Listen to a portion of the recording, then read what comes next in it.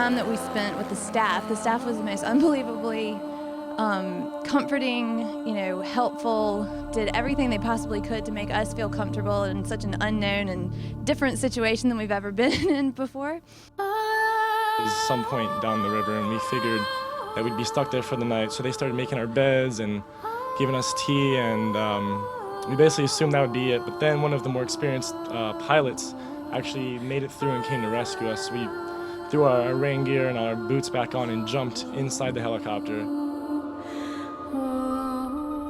My most favorite thing about the whole thing was the inner workings and how these people lived with, for their summer, and they took us on snowmobiles and showed us the hole they dug in the glacier where they got their ice and how they could purify the water. We met the dogs and got to know them and their different personalities. But I think my most favorite thing was being in a cabin at night with my nieces and having a good old girls' slumber party and just laughing and having so much fun, because since they've grown up and gone away to school and gotten married, I just don't see them very much. And so we laid there and giggled like a bunch of teenagers and tried to figure out what the rest of the family was doing back on the boat and how we were probably the three most unlikely members to be stranded on a glacier.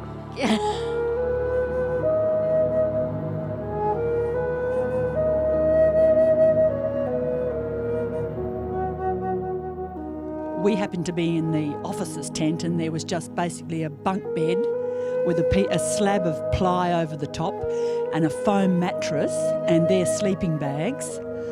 And we, climbed into the sleeping bags and then realised there was a little gas heater there, and we'd been told not to have it on full because the gas might run out. And I was thinking, oh my God, what if it runs out at 1 o'clock in the morning? Are we going to freeze?